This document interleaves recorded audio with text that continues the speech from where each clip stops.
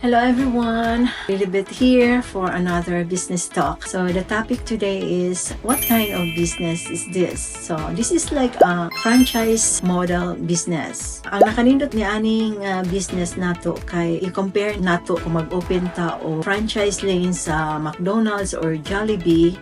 Ang kini ato ang business affordable ra ni siya for anybody. Di na ka kinahanglan og kanang tindahan, dili ka na kinahanglan og mga tao nga mo-work for you because gibuild na para nimo, which is the automated system. Hatagan ka og produkto, depende ra pod sa imuhang i-invest og pilay amount sa imong i-invest mao po na ang ihatag nga produkto nimo.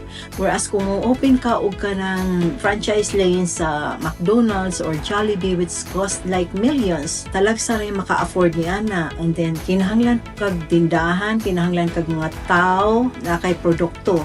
Average is like it will take like at least 3 years before nimo ma-recover ang imong investment. So mao lang na guys, kini ato ang business affordable ra gyud ni to anybody. So mao lang na ang tong topic karon. Kung naamoy laing gustong hisgutan about sa atong business talk or naamoy laing mga pangutana, just message me directly. Okay guys, bye-bye. God bless.